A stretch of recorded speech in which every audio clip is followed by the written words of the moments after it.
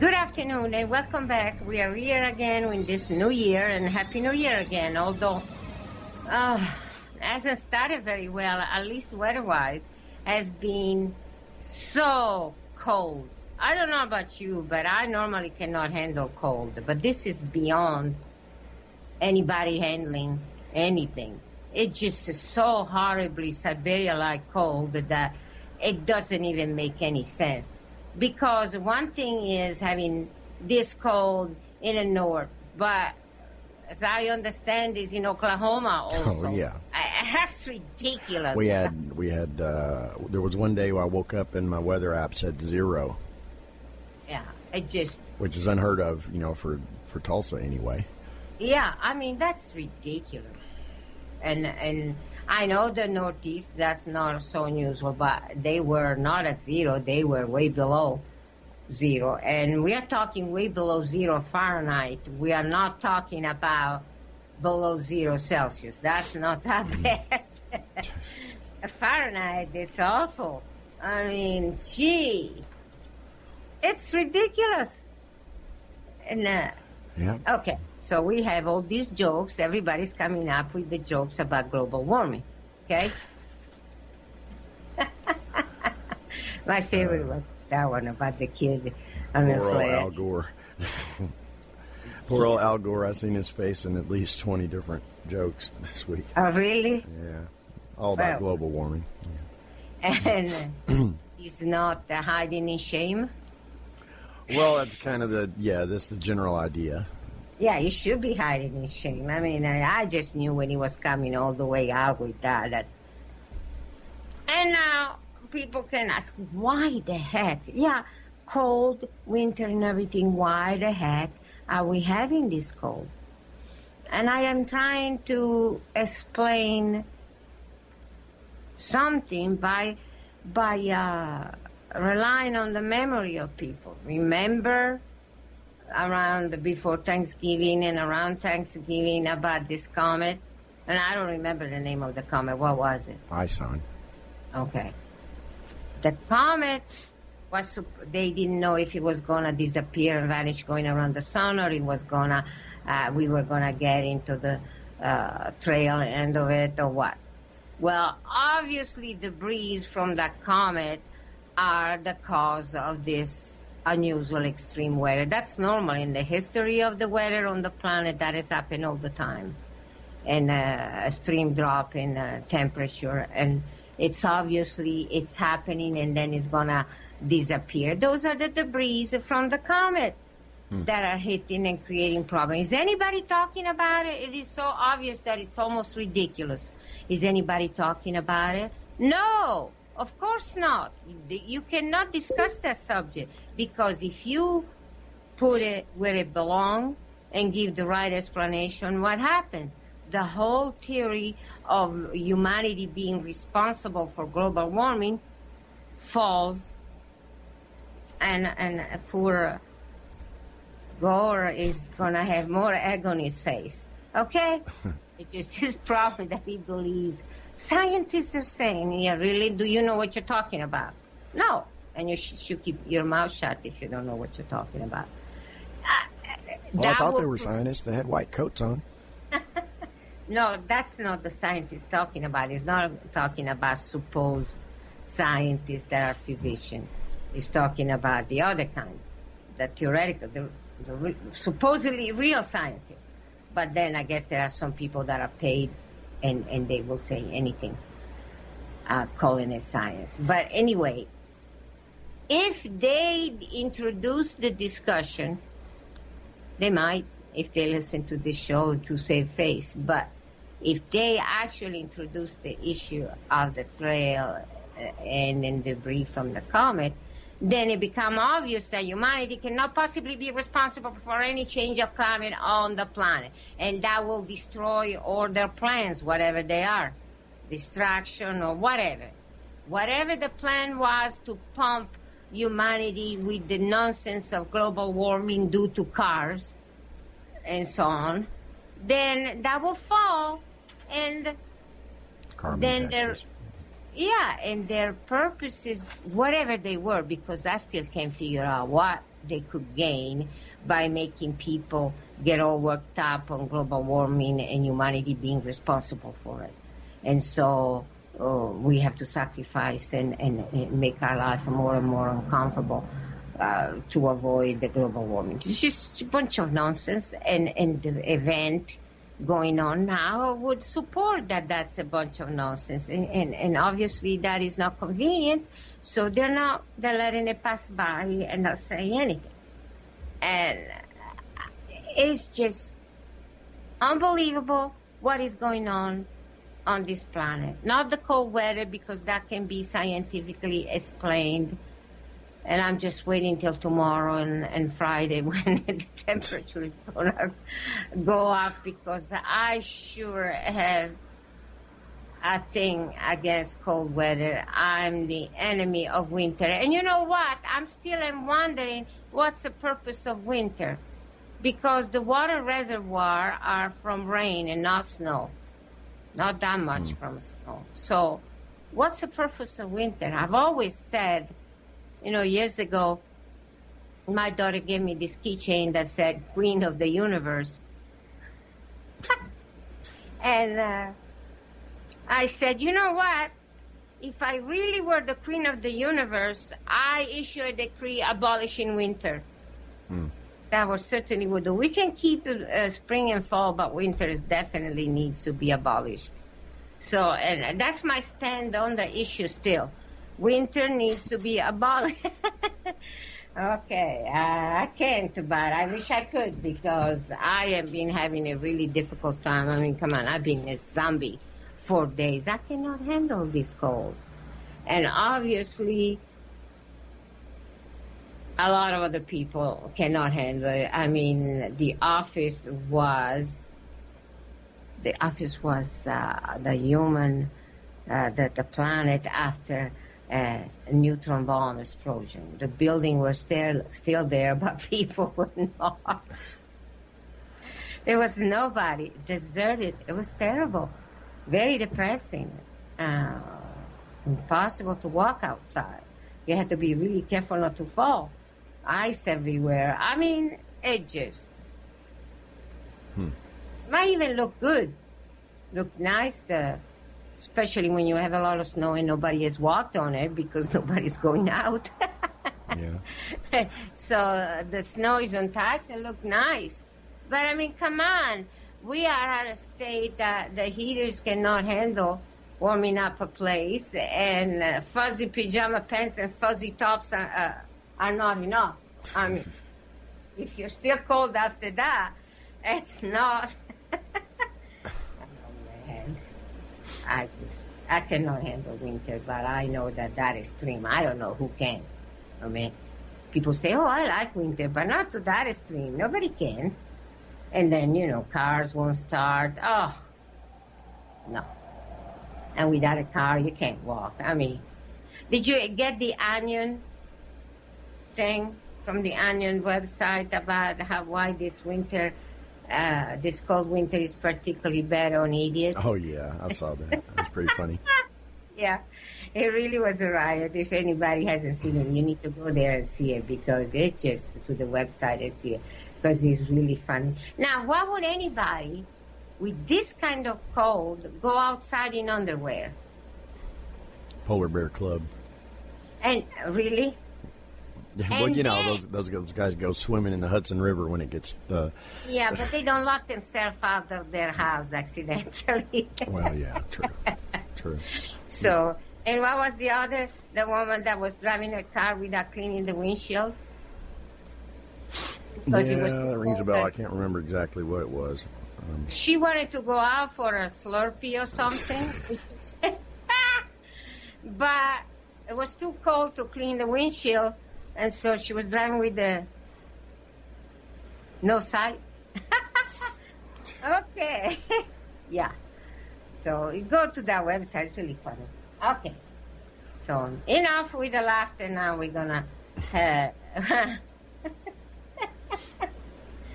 Well, it is so cold that it's unreal, so you might as well laugh about something. And, I mean, I cannot get the temperature in the house to go up, no matter what I do. and the circuits are not very good. There is no insulation. The circuits are not good, so you have to be careful about the heaters that you're adding because otherwise it blows the fuse. Oh, gosh, it's awful. Can't have hot coffee while the heater in the living room is on because it will blow the fuse. Wow. Yeah. Or use a hot shot to make a tea. You know, that kind of thing. You have to first remember to go and turn off the heater, but then you want to make sure it gets ready faster so you can go back and turn it back on. I mean, this is really something else. But anyway, enough with the fun stuff, okay? We now have some serious things to discuss. And apparently, Randy has been so sick that hadn't followed the news that much and hadn't followed this case that it's everywhere on the web.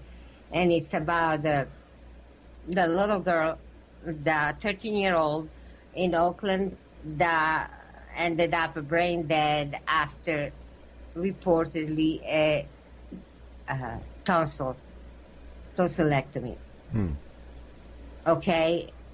The hospital, well, I'll get to the detail of the operation in a minute. But what really got me was the argument that the hospital, Children's Hospital, was saying she is brain dead, so therefore has no chance of recovery. It's not like being in coma.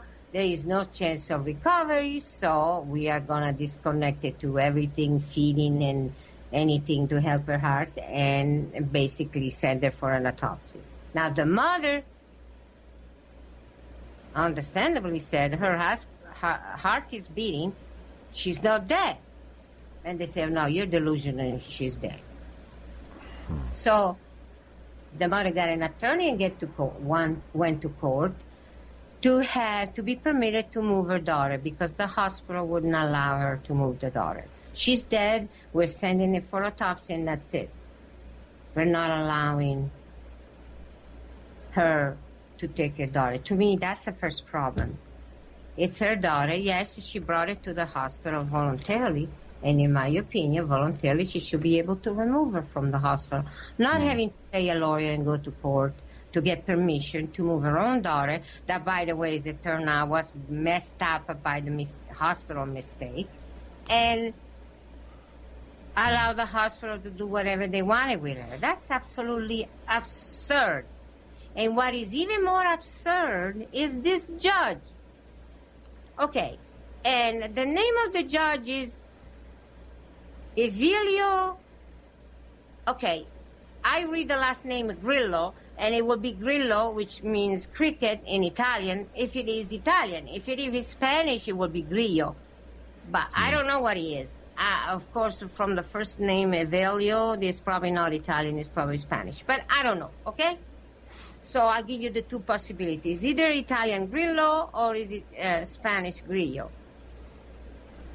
This judge decided that the girl, and listen, the name of the girl, I have no idea how to read it, is J-A-H-I. So take your pick on how you want to read it. J-I, J-H-I. J-A-H-I. J-A-H-I. So J-I, hey, hi. Could be Hia if it's Spanish, or who knows, okay? I But don't the know. last name, fortunately, is McMath, so it's easy to read. It's American, and it's... Okay, this 13-year-old, the judge decided, get this, because this deserves an award, is an award-deserving statement. The girl can be transferred under a deal with Children's Hospital Oakland that will hold, and that goes another ridiculous name, Nayla? I don't know. Anyway, her mother, okay? This deal will hold her mother accountable, get this, accountable for development that could include J-High going into cardiac arrest. Okay, so let me try to understand this. It's taken me several times reading it over to try to understand if there is a logic in this judge's statement other than the fact that they will help the hospital under any circumstance, no matter what. The girl has been declared dead by the hospital because she's brain dead, they claim, with no chance of recovery, so she's dead. And they're going to send it. They already had written a death certificate, and they have to send her to the coroner for a autopsy so they can complete the death certificate. That's the stand of the hospital. On the other hand, the mother cannot take the daughter, dead or not, to take hold of the girl and move her somewhere else. She cannot do that, and she has to be held accountable, somebody that is being declared dead. So, is the mother accountable for what? What is this, the murder on the Orient Express, killing somebody that is already dead? And she can be accountable for killing a dead person, according to what the hospital say, and the judge is supporting it? Okay. Definitely this guy, Grillo, whatever his name is, needs a Shut Up Your Face award. Most definitely. What's the matter, you? Hey, got no respect. Hey, what do you think you do? Hey, why you looking so sad? Hey, it's not so bad. Hey, it's a nicer place. Shut up your face. Okay, one time for mama, everybody. What's the matter, you? Hey, got no respect. Hey, what do you think you do? Hey, why you looking so sad? Hey, it's not so bad. Hey, it's a nicer place. Shut up your face. A person like that is allowed to talk and say this garbage. She will be accountable for what happened to the girl. Really? And how about the hospital being accountable for what they did? Now, they claimed at first that she went in for a tonsillectomy. I mean, whoever gets brain damage, it becomes brain dead after removing tonsils. What? Ridiculous. Well, when it comes out, later it came out that, let's see, what did he say? The girl was suffering from sleep apnea, which is a condition where the sufferer breathes through breathing stop while they're sleeping or becomes labored. She's difficulty breathing. So, to help her, they decided to remove her tonsil. And, get this, other parts... I'm sorry, I'm still cold, sneezing. Oh, jeez.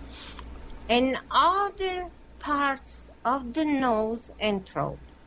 What parts? Parts of the nose and throat. Yeah, parts of the nose and throat. Without explaining... Yeah, Lucy, you got some explaining to do. Wow. Okay? Without explaining what parts. And then she ended up brain dead in recovery, post-operative recovery. Okay. They have post-operative recovery. They have it for anything in the hospital. Even if you get into the hospital for delivering a baby, you have a certain amount of time where they watch over you to make sure that you do not have negative effects and make sure that if anything happens, they can help you. So she had to have been in post-operative recovery. So how come they didn't notice that the heart stopped? Stopping oxygen to go to the brain, and eventually had to be for quite a while, not just a minute or two, to cause her to become brain dead. So it was malpractice of the hospital to allow her to be without heartbeat for a while, and had to be quite a bit. And how could they miss that? Did they go to lunch and ignore her for that time, or what? What did they do? This is not the case of necrosis, okay? They claim that the cancer can survive even after being killed with hyperthermia, and it's non-necrosis and it's still alive. This is not that case. They know that a heart stop, so blood cannot get to the brain, and allowing it to continue will cause irreversible brain damage. So why did they allow that to happen? Because there is no excuse. After, in the post-operative watch, they keep an eye on people so they wouldn't develop dangerous, the heart wouldn't stop breathing, and they can resuscitate the person. Why didn't they do that? They kept it there, but why didn't they do it? And my answer to that is because they botched up the surgery, and they knew they did, so they knew she was dead. They had killed her, and they wanted to cover it up. So what happens? They're trying to cover it up, and the mother coming in and say, no, I want to move her. That would have messed up their plans, so they fired her. And she has to go to court, more time wasted. And guess what? In spite of the fear hanging over the head by the stupid judge stupid, or dishonest, whatever, or both, helping the hospital cover up what really happened, and he could figure that one out. So they tried to scare the mother into being worried about being held accountable as it happened. The mother wasn't scared by that, and they actually successfully moved the girl. Nobody knows where she's at now, but she was moved. Okay, we are going on the commercial, and after the commercial, I'll continue this because this is outrageous.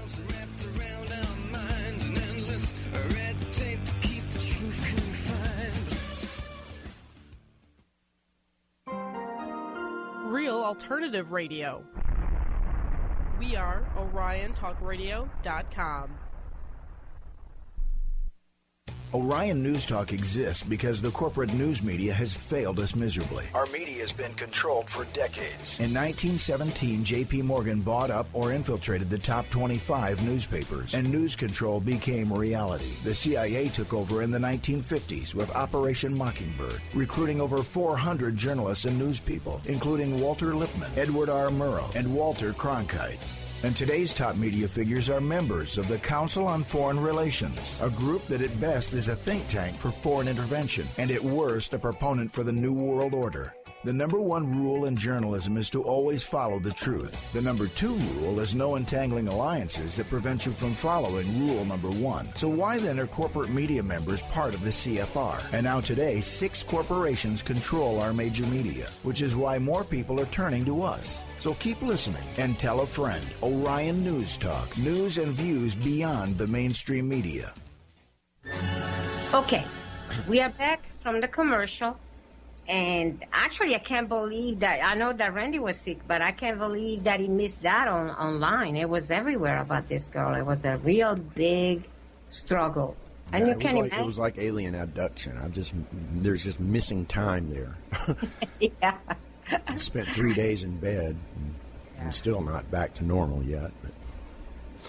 I mean, I know. Because it's so cold. And none of us are used to this kind of cold. Maybe some people are, but none of us are. And even Tulsa, before it got this bad, was already way too cold for people coming from the further south, you know? Wendy keeps saying she wants to go to Houston. And if that's not possible, how about Florida? Yeah.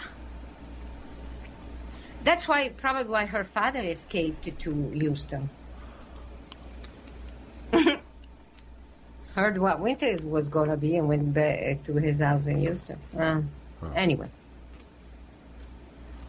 Yeah. You should go back up north where he grew up and let Wendy be in that house.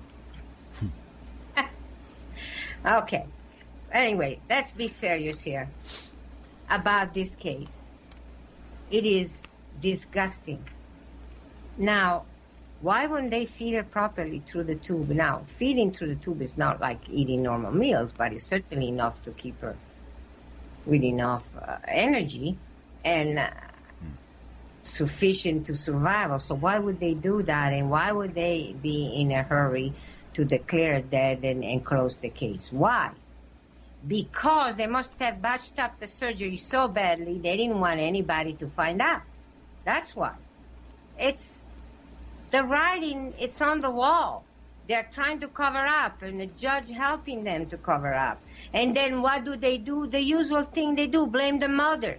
That she is not relating to reality. She is not accepting the fact.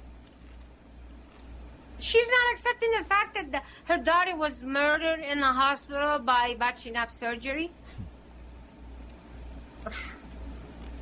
It's just unbelievable. And get this, what's even worse, of course, this was on the media everywhere. There was a court case, so everybody, the press, was interviewing, asking questions to the hospital. And the hospital, what did they do? They used the usual method of letting the attorney talk, the hospital lawyer, Douglas Strauss. Okay, buddy, mess up the name of Strauss. Okay. After reported questioned him with the Friday court hearing, he said that he hopes that the family will soon conclude that the girl has passed away. Okay? So he wants the family to accept what the hospital is saying, that the girl is dead. And his comment was, it's horrible that this child has died. Yes, well, she hasn't died. If she's dead, she was murdered. Okay? And he goes on saying, it's also horrible that it is so difficult for her family to accept that death. Huh? What if it were your daughter? Would you say the same things? And then, while choking, oh, the poor guy's crying, boo. And he said, I constantly think that wouldn't it be great if they were able to come to terms with a terrible, tragic event? Yeah. And so that I didn't have to stand in front of you time after time. Oh, so he is great that the family needs to accept the fact that she's dead, so they wouldn't bother him. He would not be bothered to talk to the press, have to talk to the press. See? Oh, the poor guy. He has to talk to the press because the girl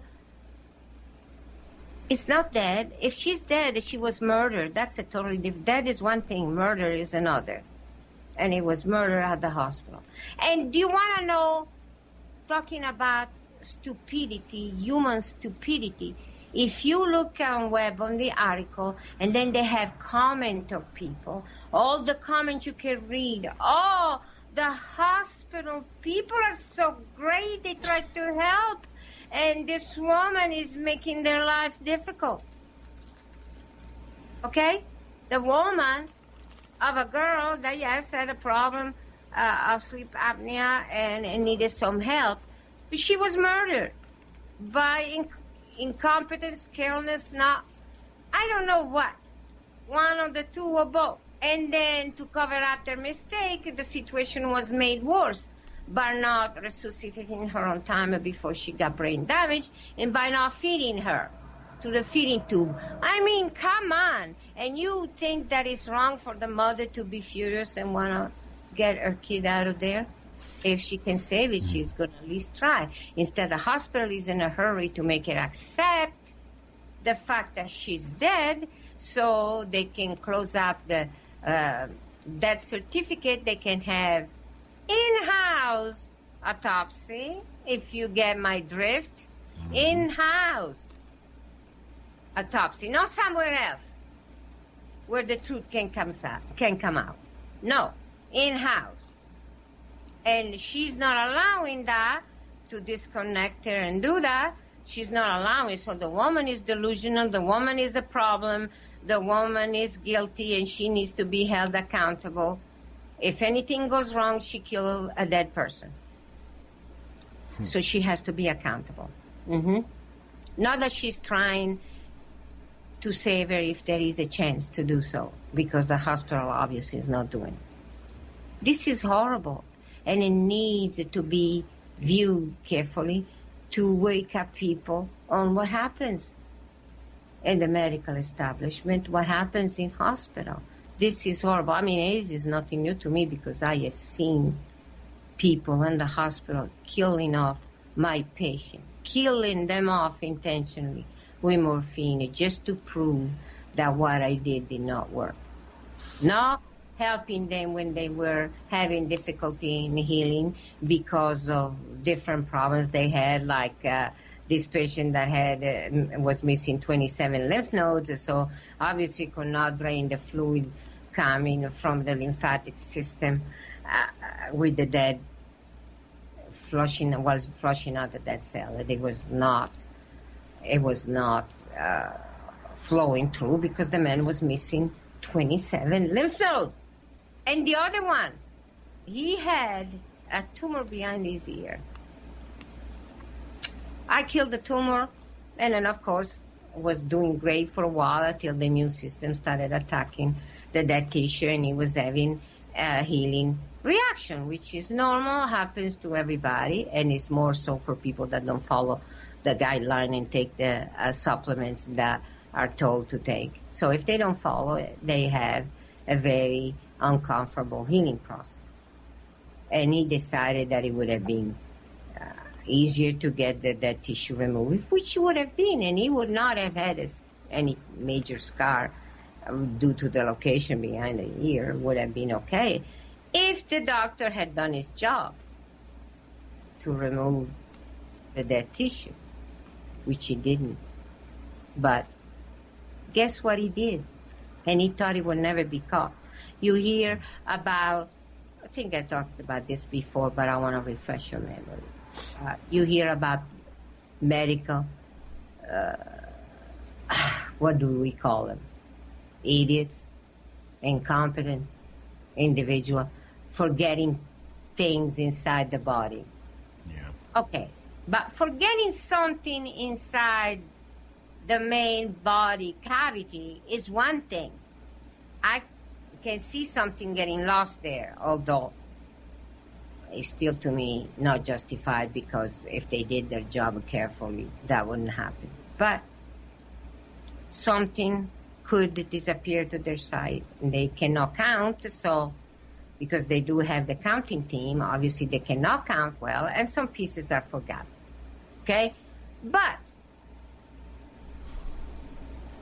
behind the ear, forgetting a large piece of gauze, how is that accidental? Think about it.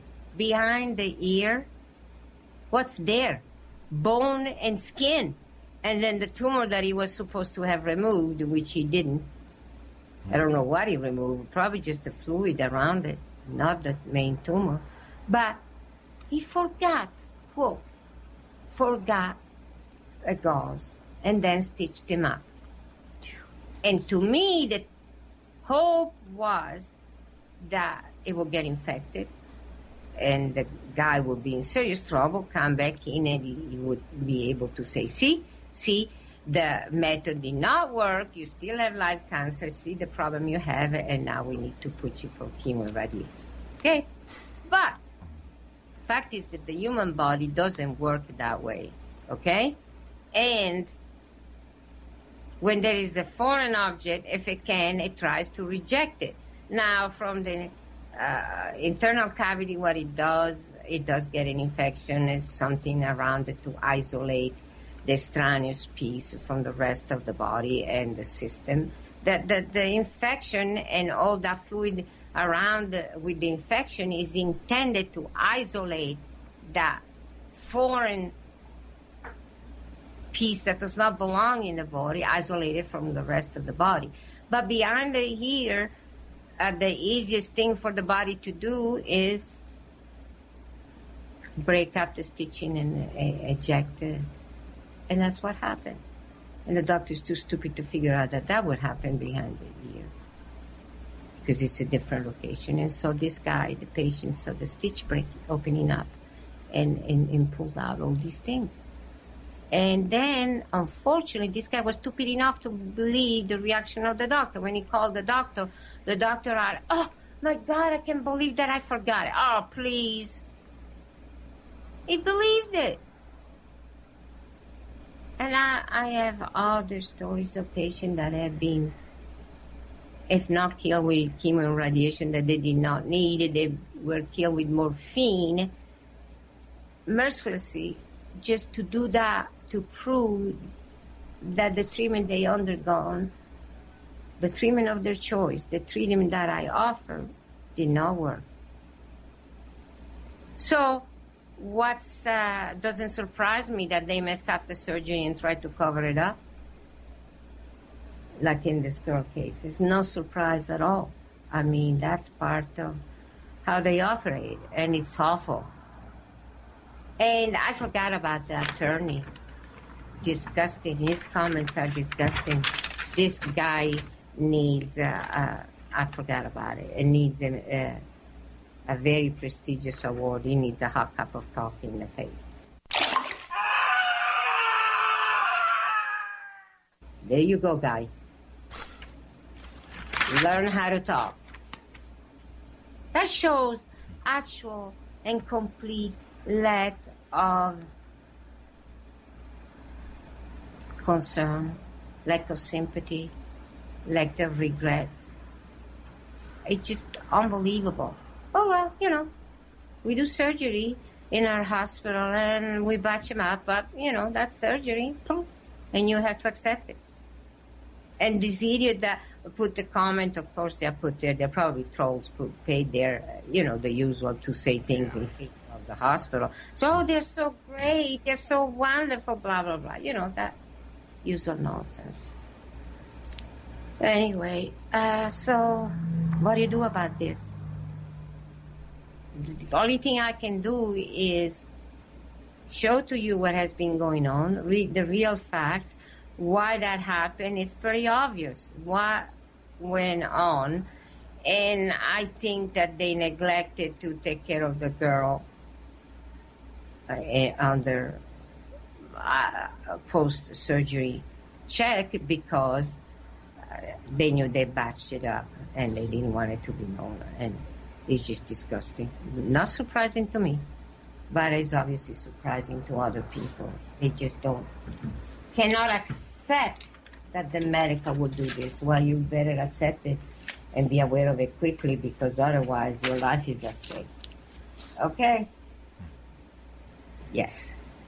That's what's happening. And it's disgusting. And think about the expenses families going through.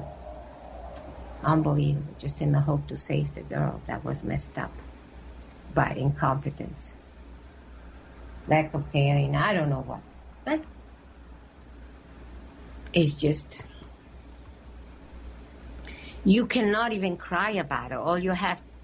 What you need to do is control your stomach because throwing up becomes an involuntary reaction. It's just your body will do it without you being able to control it. And that's the way I feel. It's not just the cold that is making me throw up, okay? That's what it's doing, but it's also these kind of events. And then what happened? Just to reward the medical system of what they are doing to help people. This article dated January 6th on Medscape. We are talking about the Epiphany, okay? On the Epiphany. What they're saying is, and listen to this carefully because it's unreal, U.S. cancer research, and I'll tell you research where in a minute, but the title of the article is U.S. cancer research gets $540 million from private donor. Okay, I didn't say $540,000, okay? I said $540 million to cancer research. A research that, over 60 years is accomplishing what? Absolutely nothing. More cancer. Yeah. And who were... See, apparently this guy by the name of Daniel K. Ludwig, he created a Ludwig Cancer Research. He founded Ludwig Cancer Research at different locations and has 6 locations received. If you, I don't know if they all receive the same amount, but you average out to 90 million per center, per location. And one is what? Johns Hopkins University, Harvard University, Massachusetts Institute of Technology, Memorial Sloan Kettering Center, Cancer Center in New York, Stanford University, and University of Chicago. Those 6 places received, I guess, 90 million per location. Okay? And also has other places around the world with the Ludwig Cancer Center also have received other donation, and they up to it was established an endorsement established in 2006. Basically, up to date has total funding to the center of 900 million, but counting the other places around the world comes to a total of 2.5 billion. Wow.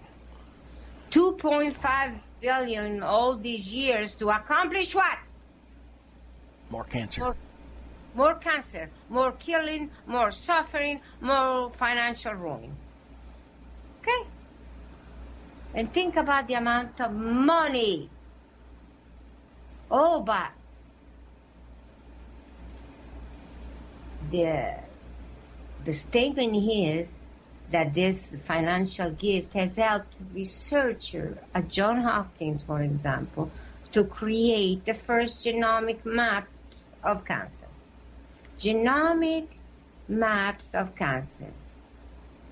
Okay? And they are planning to do more and to determine the genetic code of various types of cancer, including breast, colon, brain, pancreas, ovarian, and head and neck.